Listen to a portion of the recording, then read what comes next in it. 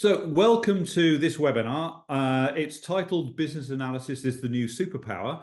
But I'm not sure everybody realizes that. And what I wanted to get to do today was get together a couple of rock stars from the Salesforce ecosystem who care about business analysis as much as me. And I wanted to get their perspective. I mean, I've been on my soapbox for over 30 years talking about the importance of business analysis. I was looking, I think, I drew my first process map 38 years ago when I was working for Accenture, mapping out an ERP system. Yeah, Vanessa's going, "Oh, really?" But it's really important, but I'm not sure we're necessarily seeing that in the Salesforce ecosystem. So I wanted to get really have a discussion with two people who really respect their opinions. They care passionately about business analysis. So we've got Caitlin Graff. She's consultant, got a blog that she writes about business analysis. And we've got Vanessa Grant. I mean, I think everyone's seen Vanessa. I mean, you look at the picture there, BA Badass, if you've seen her on speaking at Dreamforce, TDX and webinars. So again, a huge voice about the importance of business analysis. So first of all, thank you for the two of us for you joining. So can I just set the scene for a moment in terms of what I think I'm seeing, and then let's launch into this. So first of all, I think there is a huge level of technical debt, and my view is a lot of this is due to poor business analysis. Can I just have a field? Can I just have something? And if we look at those numbers, they're quite frightening. The number of custom objects that get added, that's not managed packages, but just you had feedback, someone passionately said they wanted it, you've argued over the name, you've decided what to do with it, you built it, you deployed it, and then nobody used it. Clearly you didn't waste any time documenting it, that's fine, but it's still out there. But 40% of nearly 50% of custom objects are never used, and 40% of fields never get populated. And that's just a huge time waste. But also I think there's another impact of that, which is, think about all those fields that end up on page layouts. That's a really scary number. 150 fields on a opportunity page layout. Yeah, I had a client once that had they hit the limit on their account on the number of fields that they had on their account, so they had to have a second account object that looked up to it so that they could put more fields because they needed more than 800 fields for some reason. Yeah, I mean, that's got to be wrong. I mean, I think it was. We've made it way too easy to start to add things, and I think that's really where the business analysis piece is really important. But I also want to add one other bit before we launch into this, which is I think we're seeing quite a big shift in terms of Salesforce. Implementations are becoming more complex. Okay, they're broader in scope, which means that more people are involved. It's actually more strategic. So no longer is it like 5 users. If we build stuff, it doesn't really matter. And we're talking about all these fields on an opportunity. You've got 100 reps who are looking at this page every day. How do they get out of it? They hit save, and then anything that's read, they just put whatever data in and then try and get out. So that the implications of this are suddenly quite important. But let's just go to one other step, data cloud. I mean, anyone who's listened to Salesforce over the last, probably since TDX last year, and obviously Dreamforce this year, data cloud is front and center. And everything that Salesforce is saying is that 80% of data cloud is planning, 20% is configuration. So again, huge emphasis on the business analysis piece. So with that as a backdrop, I mean, clearly the three of us think it's really important, but let's start with you, I guess, Vanessa. Are you seeing this importance recognized in two places? One is in customers, and the other one is actually in Salesforce. No, not yet. I feel like it was kind of 2 steps forward and 1 step back. We were, I think, making progress on evangelizing the business analysis role in a post-COVID world, when people were realizing how much business analysis supported the success of these Salesforce projects. And Salesforce, I think, also realizing after they had customers that were 5, 10 years into their orgs, and they were going to have to destroy them and rebuild them because they were so poorly architected because they didn't have that business analysis in it in the first place. You saw Salesforce putting out the user experience designer cert, the business analysis cert, and really focusing on the things that were needed, the admin skills kit, the things that are needed to maintain an org's health. And then I think in the last, I don't know, it feels like it kind of shifted back in the last couple of years, where even in applying to speak at Dreamforce this year, they weren't looking necessarily, if you looked at the things that they're looking for, they're pretty specific about the things that they are looking for in the selection process. And it wasn't, hey, how to use business analysis, what are the skills that you need to maintain your org? It was, hey, how can we come up with multi-cloud solutions? How can we, sell AI? And those are the things that we see that are getting picked. So I don't know that Salesforce is really putting in the emphasis on business analysis that it should. They were on the right track, and they're like, oh no, it's not making us money. It's a, and so we have veered. And I think that bleeds down to the clients. Just because if Salesforce isn't pushing it, then the clients don't know any better, especially the newer ones. The two of you are both consultants, so I mean, surely there's a responsibility. I mean, Caitlin, you spend time with clients. Do they recognize this is important?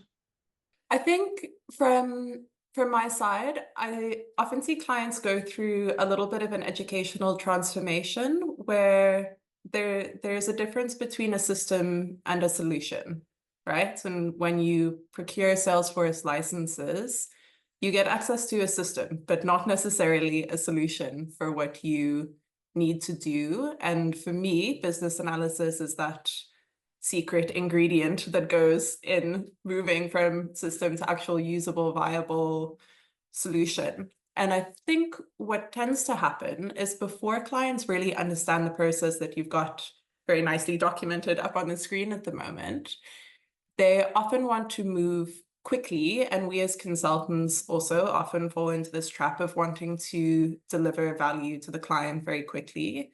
So perhaps we shortchange some of these very important planning steps. And it does take some time and a little bit of an educational effort and a very deliberate process from the consultant side to say, no, let's actually slow down and make sure that we are not just a little term that I like to use, not just building the thing right, not architecting a viable solution, but actually building the right thing. That should come first. We think of this whole architectural picture, we should be building the right thing for the client. For me, that's where BA sits. And then we should have our architects come in. And whether that's one person or that's two people or that's a whole team of people doesn't really matter.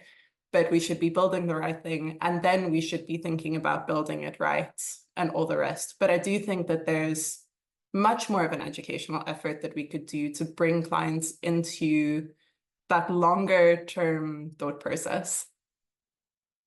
I think we're also up against a far bigger marketing machine. I think Vanessa made the point, which is like people come back from Dreamforce going, "Oh, I watched this video and this will only take 2 minutes," and the answer, well, that's not quite true. And I think as consultants, or if the people who are listening are you're an admin or an architect inside your company, and the business users going, "Well, this shouldn't take that long," being able to push back and say, "No, okay, give me time to understand what you really want, and therefore I will build the right thing for you. But I don't know what that is." And I think that those earlier slides, which I showed with those numbers, they came out of a change intelligence research piece of work we did. I know Vanessa commented, was one of the people who actually you contributed to that, so thank you. But that using that as sort of evidence, so you can go back to when the business user is going, this will only take 2 minutes. Go, no, it'll end up as another one of those things which is sitting on the pile not being used. And I think we need to give people the tools to push back and go, look, fine, running quickly means that we'll actually run in the wrong direction. So let's pull back. So I think that's part of the education, as much as just waving the BA flag, is trying to give people the either the tools to explain why actually this is a better answer. I actually ended up writing an article recently on 10 questions to ask for that common question of, can you just add a field? Because it's the just add a field without actually realizing, the Pandora's box that's underneath it. And one field request could really, I mean, it could be an object, it could be a whole different solution, it could be there's so many things that are important to even the smallest kind of configuration change needs to be supported by the business analysis to Caitlin's point, to make sure that we are building the correct thing. Is there any change you'd make without doing business analysis? You know, I think maybe it would only be if I had already done the business analysis and it was well documented. So then I would feel a little bit like, so for example, you know, if somebody asks again, another kind of small request like, oh, can we just add something to a pick list value, you know, to a drop down? Okay, well, that could have implications outside of that pick list value. So let's talk about it. But if it's, you know, a process that's well documented and I know that there aren't any dependencies, and I think that's where doing some, you know, the business analyst being able to do some org analysis as well, and understanding what the implications of that is. You know, something like that. Maybe I would do less, but it would have to have it would have to be built on top of business analysis that already happened in my mind. Hang on. So you just said no by saying yes, which is quite clever. Yes. Thank you. But the point is, you That's went. how you know you're a consultant.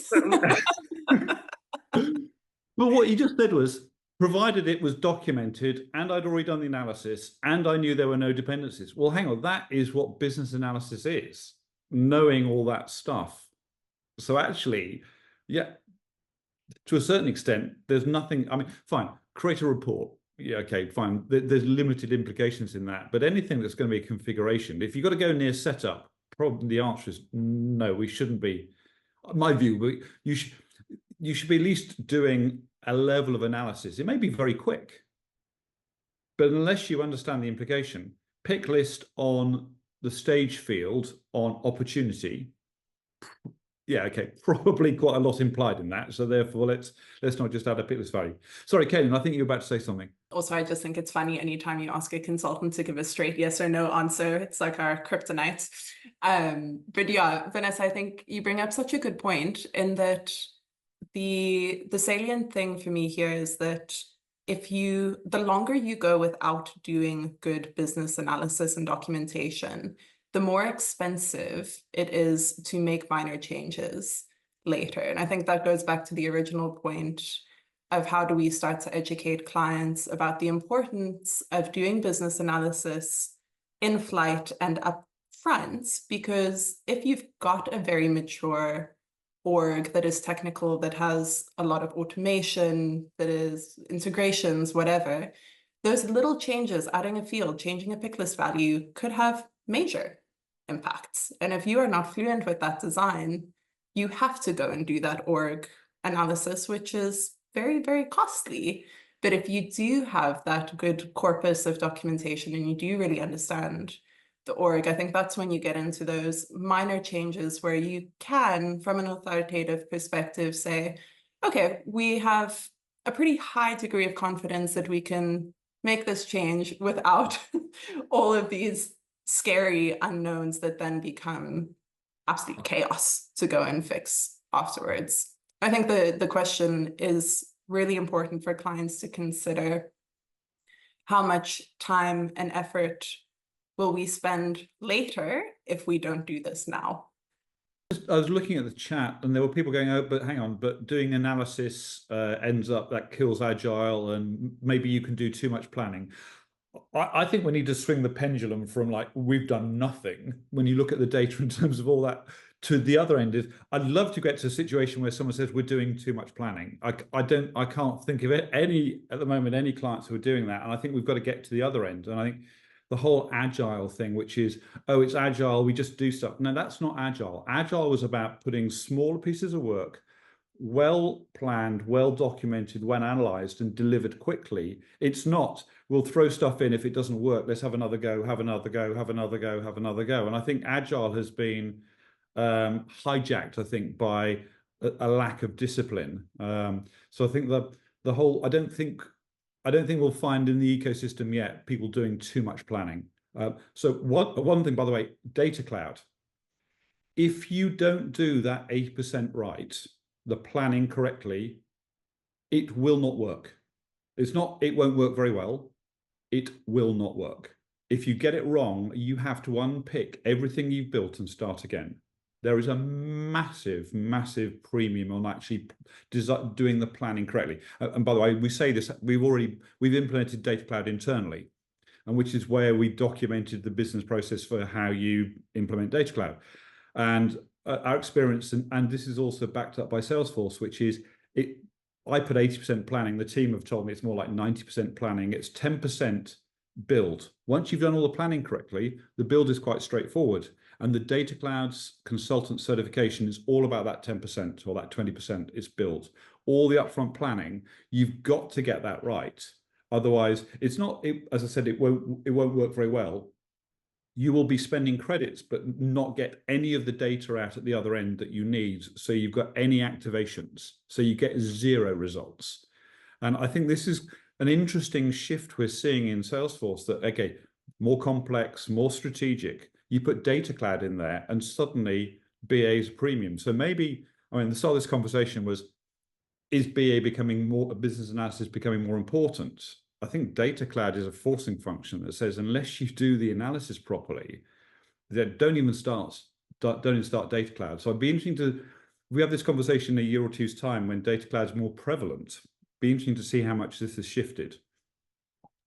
Can I move the conversation on a little bit and just think about, okay, I mean, the demand for this. We've just said we think it's important. 10K Advisors put out a talent survey every year, and this is quite concerning. Market demand. I mean, you can see across the patch demand's down, but I would have thought the one thing that would have held up would have been business analysis, and it's down the same as everything else in terms of the demand. And I think what's interesting in the next slide, supply, again, different style graph, but the same thing. The supply of business analysis has gone down, which suggests that maybe not as many people are excited about it. Now, Vanessa, I think you've been involved in this year's report. I'm not sure how much you can talk about it. I mean, I think it's just kind of not a great time in the ecosystem. I think with business analysis, I can't talk about it too much. I'll let 10K put out their report, but it's just not a great time in the ecosystem. But at the same time, I do think the BA role is not going anywhere, but I think there's also, just like I feel like it has been for the last few years in the Salesforce ecosystem, folks having different understandings of what that role is, in terms of a Salesforce org. I have still yet to see BAs that mostly stay in that BA lane. It's usually some admin slash QA slash BA slash, you know, consultant. It gets so mixed up still, and I think that's partly Salesforce's fault for not having a dedicated, like there's no ba.salesforce.com, but we have developer, we have architect, we have admin. Like, where's our microsite? So people are just kind of making up what that role is. So yeah, I mean, it's the industry's not doing great, but the BA role is still strong. What it actually is going to end up looking like, I think that's the thing that I would like to see. It's not a role necessarily, it's a set of skills, because they say those skills could live anywhere. And maybe that's what's happening. I mean, just a quite side note, I was having a conversation yesterday with someone who, oddly enough, was at Accenture probably about the same sort of time as I was. And we had things called green books, which were like the equivalent of Trailhead, but a lot more detail. It's like halfway between Trailhead and certs. And he said it's almost as though people missed out on the business analysis training courses. And I went, hey, well, stop. There aren't, up until 2 years ago, there wasn't a BA training course. The cert was what, 2 years ago? I think the cert was 2 years ago, but I think it was maybe 2020 that it started off as like even just a career path on Trailhead. And I mean, that's like 20 plus years of not even a hint of business analysis on Trailhead. Like, no wonder we're redoing orgs. Yeah. Okay. So let's move the conversation on and let's think about what we think some of the BA skills are. And again, there's some technical skills and soft skills. So and fine. Let's jump in and let's try and highlight some of the skills we need. So let's think about it's not a BA role, but people out there need BA skills. So what are some of those skills? And let's try and list some of those out. Perhaps starting at a high level, I think it's quite important to differentiate whether you are a business analyst as a standalone role or you are someone who is performing business analysis tasks. For me, it breaks apart into two larger functions as well of technical side. Like, are you a technical BA who is fluent with the technology? Are you a Salesforce business analyst, for example, who can speak fluently about the platform and perhaps provide a layer of very lightweight architecting of being able to match requirements to solutions? You might not be designing bespoke features, but you understand what an approval process would do or what you would use flows for, etc.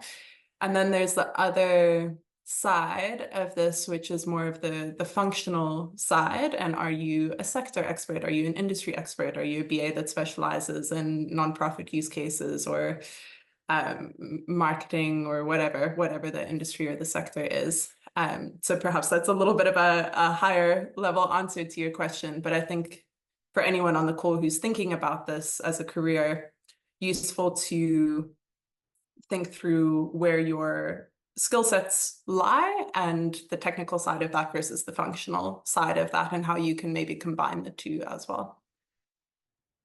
Yeah, I'll throw in, I don't think you can really call yourself a Salesforce business analyst unless you know Salesforce. Like that's the whole thing. I raged, I think, on LinkedIn when they removed the admin certification as a prerequisite for the BA certification.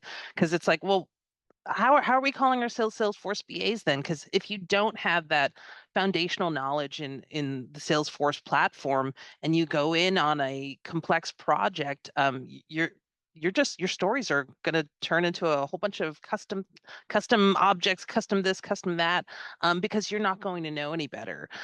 So I think those technical skills, not even necessarily being like the hands-on person, but understanding data modeling and how everything relates to things and what the capabilities are of the platform, I think are really important. As well as I think business analysts are in a great place, especially in an agile environment, to do end-to-end testing, because part of the soft skills is having the empathy and doing that almost kind of business therapy with those end users to really understand their pain points. So if you can be there at the beginning and then also be there at the end for like the sprint demo and put together a great demo because you understand what that user is going to go through, and also be able to do the end-to-end testing, how do all these user stories come together to develop a feature, and geez, understanding those users the way that I do I feel like they would still like this? Would they still use this? Empathy, I think, is one of those powerhouse skills that a BA has, that we can put ourselves in the shoes of the end users throughout the development lifecycle. Yeah, 100%. I think if I can add to that point, some of the most adept BAs I think that I've seen in my career are people that are really good at telling the story of the business and how the solution supports that business. So you've definitely got the folks that read through 100 user stories or just give the client 100 user stories to read. And no one can understand a solution like that. It's just not how our brains work. So yeah, 100% being able to really empathize with what the pain points are and talk someone through in a very plain language, not jargony way. You can understand the technical stuff, you can speak the technical language to the technical stakeholders, but just being able to tell the story of how the solution supports the business is super critical. So what I'm hearing here is, number one, these are skills that you need no matter what role you're in. Obviously, if you're a dedicated BA, then clearly this is 100% of your world. But actually, for most people in the ecosystem, the skills we're about to talk about are relevant. I must admit, whenever I'm speaking at events, I always ask who's done the BA cert, and fine, it varies. It could be 10% of the audience, it could be half the audience. But my comment is always, everybody else, even if you don't try and pass a cert, go and do the training, because these are skills which are relevant. You know, whether you're an architect, whether you're a developer, and that, whether you're, certainly if you're an admin, you certainly should be growing these skills. And again, as we said at the beginning, Salesforce becoming more complex, these skills are going to be more important. But you've also, the other thing you called out some things. We've got some soft skills. I mean, empathy, the ability to tell a story, the ability to facilitate a workshop, the ability to, I mean, I think the other word you said, it's business therapy. So here's a process map. Show me where Salesforce hurts you. Point to where Salesforce hurt you on this process map. It's just, so there's a lot of that, which is so a lot of those softer skills, which actually probably the most difficult, but the ones that actually, as you said, have the biggest impact. I think the other thing you said was actually put yourself in the shoes of the end user. Would they use this? It doesn't matter how clever the thing we built is. If they don't use it, then it's all irrelevant. So I think there's some of those softer skills, workshop facilitation, questioning, that empathy piece. Can I focus on what some of the technical skills are? I think you said data modeling was one of the things I heard. What else would be on that list? Business process mapping, I would think, is a technical skill. I think that's core to the BA role. You know, you have to have the proper map with all the steps before they can point to where Salesforce hurt you. But it's also a technical tool to communicate effectively. I think business process mapping is challenging to do well sometimes, but visuals are so powerful, particularly when you're on Salesforce projects and working with business folks. Yeah, just to add to the business process mapping, obviously there's different notations for that, and being fluent in the various notations and which is fit for purpose for your use case. But I think also moving from just business process mapping to a little bit of business process re-engineering as well, and applying that critical layer of thought to say, okay, cool, this is our as-is process. How can we, given the set of technological tools that we have, given all of the tools that we get from the Salesforce platform, how can we make this better? And I think it's a little bit of a confluence of the soft skills, the communication, the facilitation, and the technical skills of understanding the platform and understanding the sector. And as those three sort of knit together, you can do that really, really valuable work of taking the business process and making it smoother and slicker and nicer. Yeah, and I think it's also, to add something, I think and we touched on it earlier, some of that org impact analysis is important. I think it's even part of the research oftentimes before you even speak to somebody who's requesting a change to the system. Okay, well, what's already in the system? And while the BA may not ultimately be responsible for the solution, I think it's important that they understand what the current state is, and being able to navigate the system is really important to understand that current state, and also to one of my favorite things that I've heard you say, Ian, is you know, coach the users into what's possible. I think it's also about setting expectations. So I think if you're the business analyst and they're going, well, how long is this going to take? If you don't have any understanding about whether it's 3 months or 3 days or 3 hours, you're already setting an expectation. I think back to the very beginning of the conversation, often Salesforce's AEs set the expectation, which you have to unpick. This will only take you 2 weeks to implement because they want to get the deal done. And the answer is you've got to talk the customer back into, well, actually, this is more like 2 months for the first sprint. So I think as a BA, you have a responsibility at the early stages in terms of setting expectations. So what about some of the architect diagrams. So I think like capability maps and data flow diagrams and entity relationship diagrams, they feel like they are still relevant, even though they've been developed by the Salesforce architect team. So they've got a diagramming notation called Salesforce diagrams. They feel like that even though it's architect.salesforce.com, it feels like they are BA skills that you need to master from a technical perspective. Yeah, 100%. I would agree with that. I think getting fluent in Salesforce and non-Salesforce notations as well, like regular old-fashioned data architecture notations as well that Salesforce Architects does use, that Salesforce in platform doesn't necessarily use. All of those diagramming and notation tools so that you can take perhaps a client that is not on Salesforce at the moment and migrate them onto Salesforce in a way that is consistent with other Salesforce implementations and the future work that they'll be doing in Salesforce is completely critical. And there's such a good, just wide and deep body of templates out there from the architect's website. It's, yeah, very, very important. I think I would also emphasize here, and maybe this is just my point of view on it, but I think while it's really great to understand how Salesforce is diagramming and, understanding formal ways to business process map and things like that, that ultimately I think those are communication tools. So the more tools you have in your tool belt, the easier it is to communicate in different ways depending on what your audience is and what you're trying to communicate.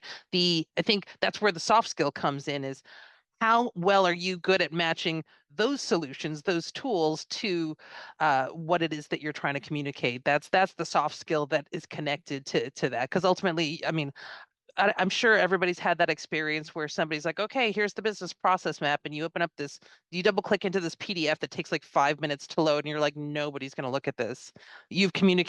All you communicated is fear or generated fear within me because I'm afraid to dig into this, So that's part of I think the BA skills as well. I mean, as I'm hearing this, for anyone who's in the audience going, oh, I really want to go and be a consultant because I've got strong Salesforce technical skills, I can build stuff. The answer is no, stop. The things we're talking about here are critical consulting skills that we're talking about. And I think if anyone has any aspirations to move from being employed in an organization to go and join a consulting firm, then you need to get the BA cert. I mean, if I were an SI, and I'm not, but hiring anyone who doesn't have a BA cert would be a big red flag, I think, probably at the moment. Because I think the BA cert's quite good. It does feel like it covers a lot of the role type, a lot of the skill sets that you need. So, by the way, this discussion, I've been just keeping an eye on the chat. It's on fire in terms of the discussions that are happening. So everything we're talking about is absolutely landing, which is fantastic. Let's just move on if we can. Just think about, I know that I think we probably cover this, but there's an intersection here between you're a full-time architect or you're a full-time BA or a full-time admin. These skills we just talked about are that intersection, and I think that's really important. That everything we've talked about are core, I think, core career skills. If I put it that way, you're always going to use those communication skills you talked about. You're probably going to pull out a process diagram at some point to describe something to somebody. You're going to always need an architect who doesn't understand how the data is architected. It's kind of not going to work. If you're doing anything with around data cloud, this stuff's really important. So I think there's, again, a grouping of skills. But are we seeing dedicated BAs and dedicated architects yet? Or do we think it's a joint? This is a set of skills inside a role. At least I'll speak from my own experience working as a solutions architect in the nonprofits social sector.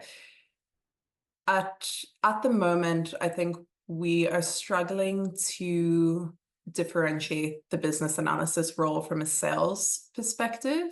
That clients, particularly on the smaller side, sort of small to medium-sized organizations that might be a little bit budget sensitive, are having a little bit of a hesitancy towards adding what, from an optics perspective, looks to them like an additional role in the project team that comes with a billable rate per hour and all of that. But again, going back to the idea of educating clients as to what a successful project implementation and implementation team looks like, I think for me, or at least in what my role has been as a solutions architect, for me, it breaks down into 3 pillars. Essentially, you are responsible for the technical integrity of that org.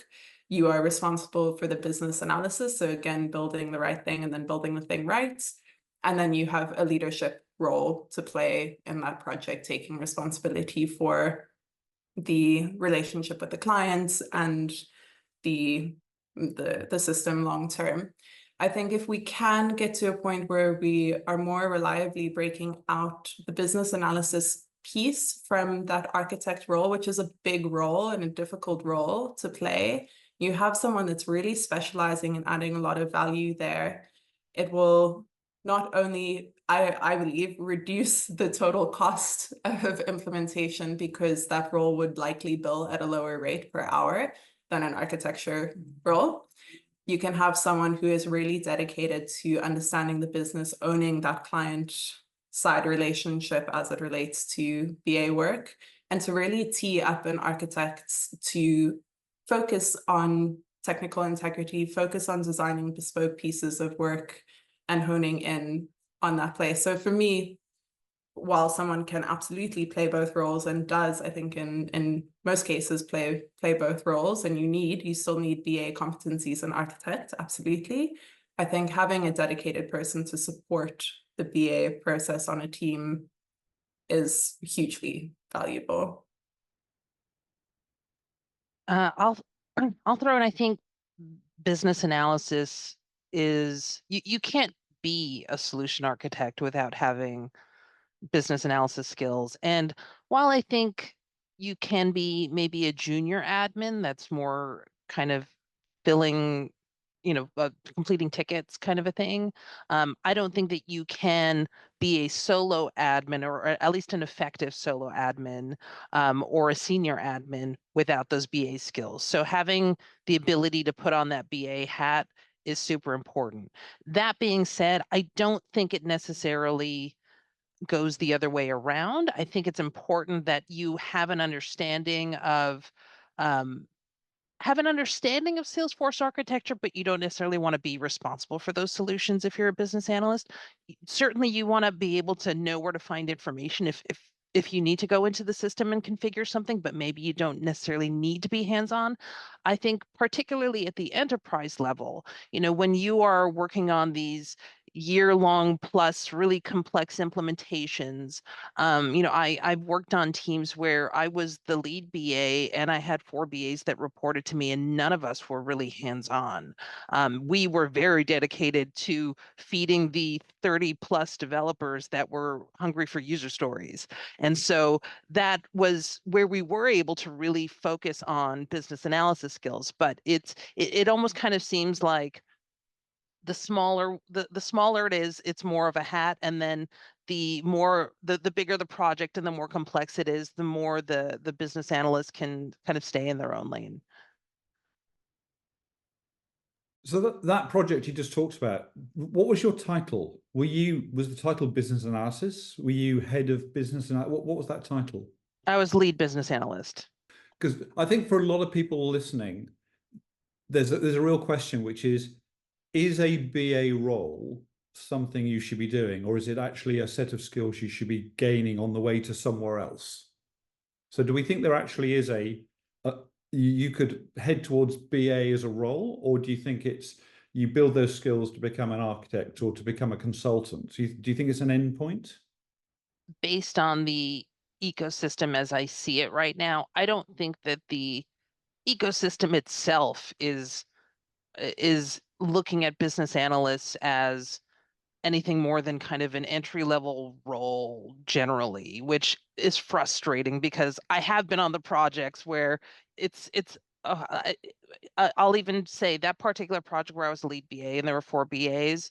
I came in a year afterwards and it was already on fire because the project manager on it was like, "Oh, the BAs are just supposed to take notes. That's what they do, right?" And so it's there's so there's so many misconceptions as to this skill set and how far into their career an experienced a business analyst needs to be in order to be effective, that it's while of course I think it's important that we have folks that can competently take those roles. I think it's right now the salaries and the jobs out there are not necessarily um, in favor of like hiring somebody who's an experienced BA. The people aren't seeing the value necessarily in that, and so I think a lot of folks that maybe want to focus on business analyst skills are moving towards like, okay, I guess I'm going to be a solution architect because that's where the money is. Because at a certain point, I'm gonna, I'll be far along in my career that being a solo a BA, in my lane isn't going to bring in money. They'll just hire somebody who's more junior because they don't see the value. And it's a constant battle to just educate on why it's important to have experienced business analysts on a project. So I wouldn't say don't focus on business analyst skills. They're obviously critical for all of these roles. But I think while there are absolutely careers where people can just be BAs forever, I say that it's probably you're you're going to cap out on that salary faster than if you move on to, let's say, a solution architect or product owner track. Yeah, it's a good shout. And I think there's a lot of squishiness in role definitions that are related to BA as well. And there's all sorts of different things. There's solutions architects who act primarily as business analysts. There's functional consultants. There's business architects. There's functional solutions architects. Then there's product owners. There's so many terms that are at play in the ecosystem now where really the core competencies, I think, are strong BA competencies. We're just not really calling them that. I mean, clearly, the term business analysis is well understood in the wider than the ecosystem. I think the ecosystem is actually way behind. I mean, you think about the Institute of International Business Analysts. I mean, there's certifications out there outside of Salesforce. So maybe Salesforce needs to catch up rather than us trying to reframe what BA is. I think things are going in the right direction. You think about size of project.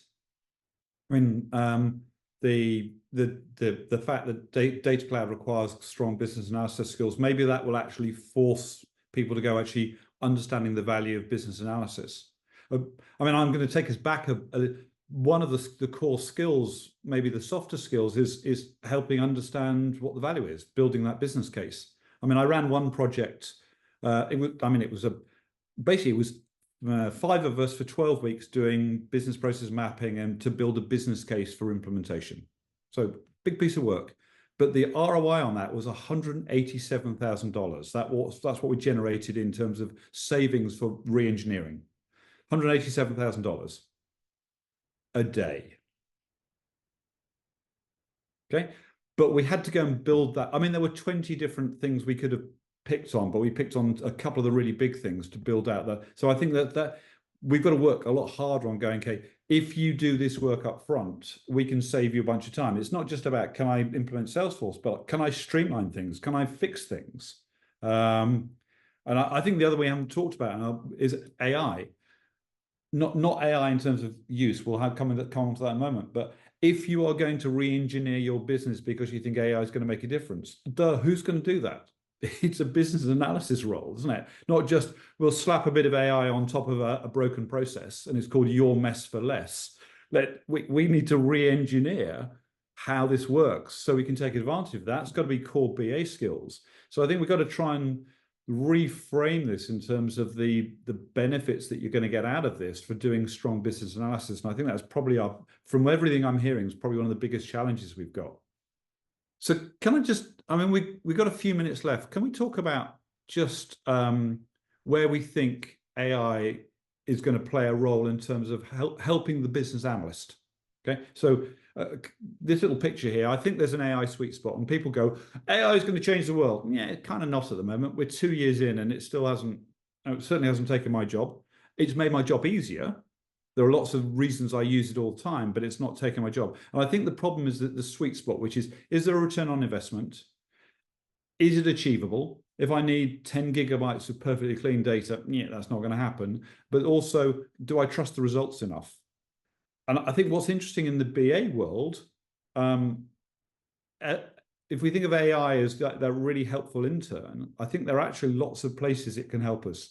It's good at writing documentation, it's good at words, and that's kind of what BAs deliver. It's words and diagrams.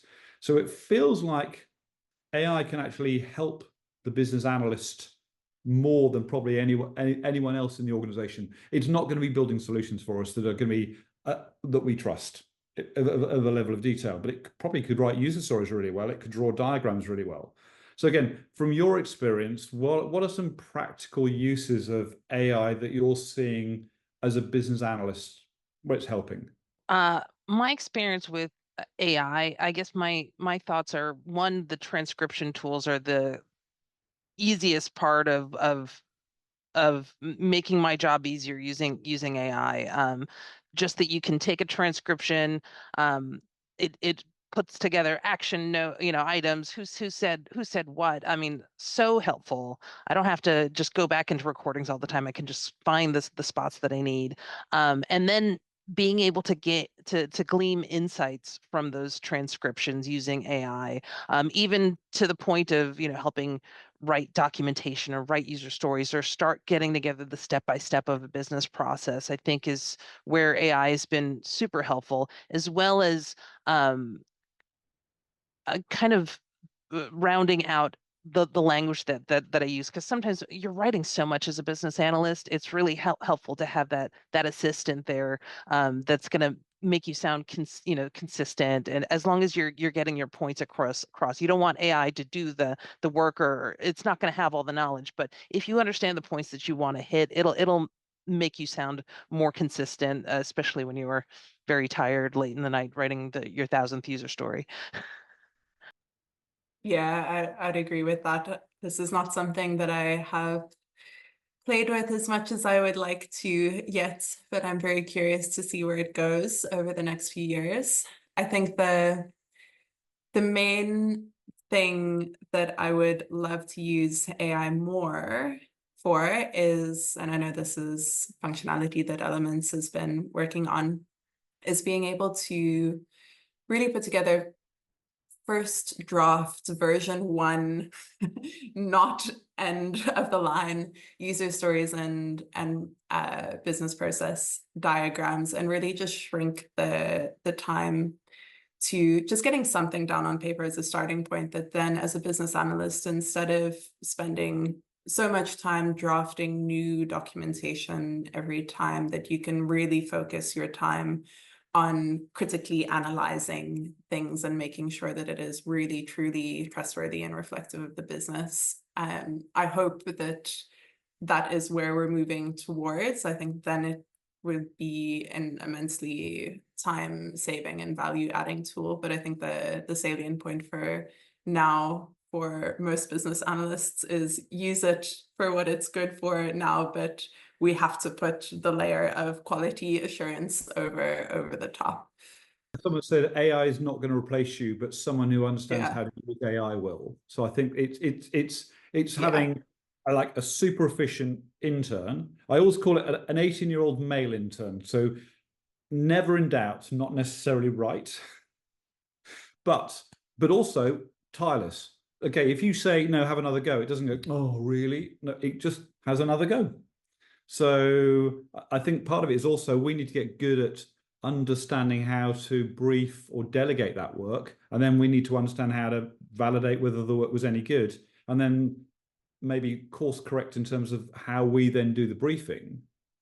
And I think we're still learning how to do that. We're still learning how to go and delegate the work off to someone who is, or someone, I'd say AI, but something that is actually pretty efficient, but not necessarily very accurate. And therefore you need to guide that.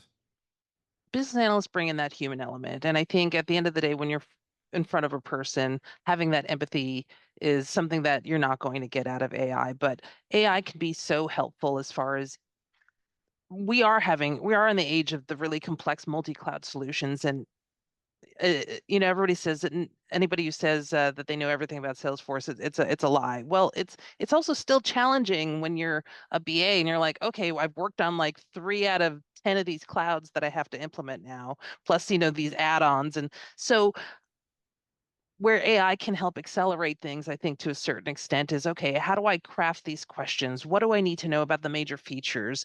And almost kind of accelerating your knowledge of things so that you can approach things with a clear understanding of what the Salesforce platform can do as a platform, but getting more of those specifics that you probably are going to need to dig into so that you can do proper business analysis work.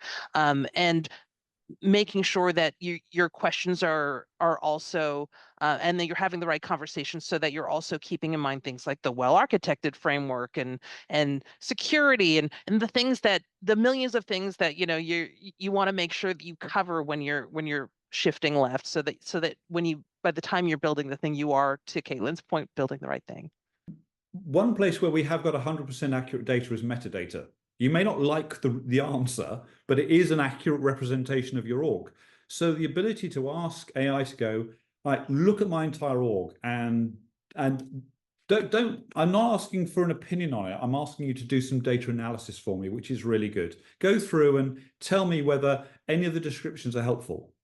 Go through and tell me which are the most complex fields based on the dependencies, and how long it will take me to go and analyze these things. So I can work out whether it's a 3-hour, 3-day, 3-minute type discussion. We can use AI it's very powerful for doing that data analysis. I think what's very interesting in terms of our teams that are doing AI in terms of the labs, we went from the very beginning going, oh, this is interesting. I wonder if AI could go and say draw process maps for us, or could go and write user stories. And to start with, we went, okay, it's not very good. Maybe we need to give it more information. We need to give it more context. And we were always limited by the context window. You can't give it that much. What we've discovered now is that we're now building specific AI models to do tasks. So we've now got a business process mapping AI model, which we have trained. And we're getting to the point where you go, give it some input. And now not just a diagram, but you can now drill down multiple levels. It will build you out a multi-level diagram. Take that diagram and write the user stories. Different AI model trained on some different things, but we know what a good user story looks like. So in terms of, I think, Caitlin, we're not 2-3 years away from this. We are weeks, months away from starting to get some stuff that's really valuable. And I think it's not about taking away the BA job. I think what's interesting, and the feedback we're hearing a lot is, where were you when the page was blank? It's hard where you're sitting in front of a customer going, there's a blank sheet. They don't know what to get started with. You're then starting something. It's nice to have actually it built out to start with. And then you can both go, oh, that's wrong. You've got a common enemy, which is AI built it wrong. So you can have a shared empathetic discussion about why that process is wrong, versus you versus the business user about the process. So I think getting things started is actually really powerful. The second one is, if it's drawing these diagrams in a consistent notation, it's improving the quality, not necessarily the quality of what it looks like, but the quality of the way it's been built, which means then you're following on in terms of following good standards, because AI is very good at following those standards. So I think there are some we'll see. As a BA, I think now is the time to start leaning in on this and understanding. If you think about every part of your job, you should be asking the question, can AI help me? Not can it do it, but can it help me? Like capturing requirements, writing business process maps, doing diagrams, writing user stories, writing acceptance criteria, thinking about impact analysis. Every aspect of that, we should be going, okay, how can it help us? Could it do a better job? If it can't, let's have a discussion with some people about, okay, well, how are you using it?